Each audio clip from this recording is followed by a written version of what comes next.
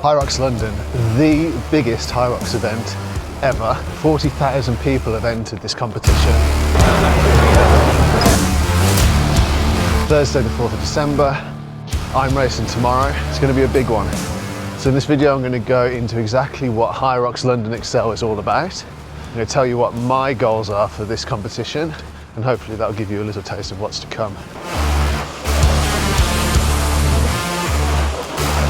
This will be the first time that the UK has ever had a single lap competition as well. Doors closing. So look at this course, absolutely crazy. One lap, the water stations are along the course as well, you can see between the out and the in, and everything's in order for what I believe the first time ever. The start tunnel, the Red Bull start tunnel, is just in that sort of top kind of left area. And come out of there, follow it all the way around, past the in and straight into the ski erg. You pop out, do a full back, go to the out, full lap around, into the sled push, out of the sled push, and carrying on. So every time you're in that area between the in and the out where these stations are, except for the wall balls, you're always covering the same amount of distance, because on the first lap, the ski erg is right there, but then you've got further to go out. On the sled push, you've got a little bit further to go as you come in, but then it's a bit shorter to go out, and all the way up to sandbag lunges, where that final but one lap is quite long, because you go all the way up to the sandbag lunges on that lap, and then you're immediately into that out gate. So it's going to be an interesting one. I've never done a HYROX like this. I've never done a HYROX where there's only one lap. I can only imagine that's going to be an advantage because you have less corners to cover. At first, I think people got excited about there being no Roxzone. And while that's technically correct, there's still quite a lot of distance to cover on the run. So I'm wondering how much that's going to add on. I would expect it to add on maybe an extra 300, 400 meters maybe each run. So while there is no Roxzone, the time spent in between the runs and the stations will still be kind of the same, I'm guessing. I'm interested to see. If anyone competed today, this is the end of Thursday, if anyone competed today, I'd be very keen to know in the comments how it went for you, how it felt for you, and even more importantly, if you've got any pointers for people who are competing tomorrow, Friday, Saturday and Sunday, which would include me tomorrow, of course. And other than that, it looks like a normal plain Jane HYROX. It's going to be incredibly painful. It's going to suck. I'm looking forward to not having to count the laps. That's going to be nice. When I competed in Valencia a couple of months ago, solo, I found it really hard to remember how many laps I'd done, because there were so many people on track as well at that point. I couldn't follow along the board that they give you that gives you your name and tells you what you've got to do. There's just so many people that it was kind of flicking through that so quickly. This being one of the biggest, if not the biggest HYROX so far to date, I could only imagine that that is going to get incredibly congested. It's going to be in a massive event centre. I went to have a little look at it earlier, and it is huge, and there's lots of people. The other thing that's going to be interesting is the water stations are on track. So you come out of your station, looks like you cross over the lane, and that's where there are 4 water stations, by the in, by the out, and then 2 in the middle, which would make me believe that people are going to be crossing over the running lane to get water. So if you're gunning it from the ski erg and people are coming out of the sled pull to go and get some water, I wonder if that'll be problematic. Very interesting to know, unless they kind of put it by the station. So we'll see. That's one thing I'm very, very keen to know.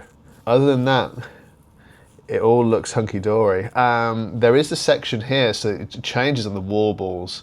It looks like you do the full lap, you do a full lap, you go in on the in, and then you do that whole kind of Roxzone-y section, and then come in on number 8 there, and there's its own little kind of lane into the wall balls and then into the finish.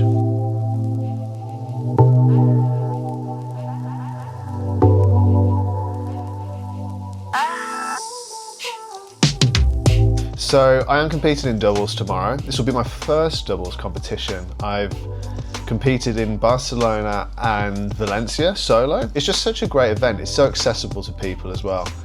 And this is going to be really fun because I'm racing with a really good friend of mine called James. He's an incredibly strong runner. The plan of action for us is that he's going to end most of the stations to allow me time to take a breath and really put in a max effort when we're running as well.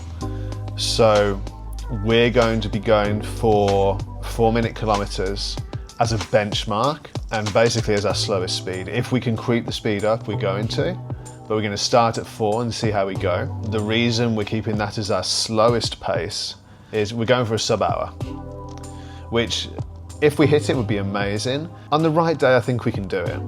And this course might actually prove the perfect platform to try and get your fastest HYROX time.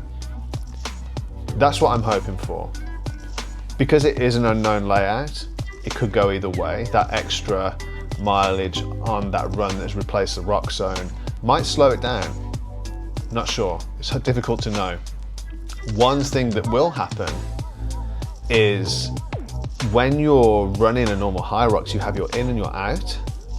So there's only one channel that people can run into, and people naturally slow down as they go in the in, and they're slow coming out as well. So they kind of get themselves going and they come out.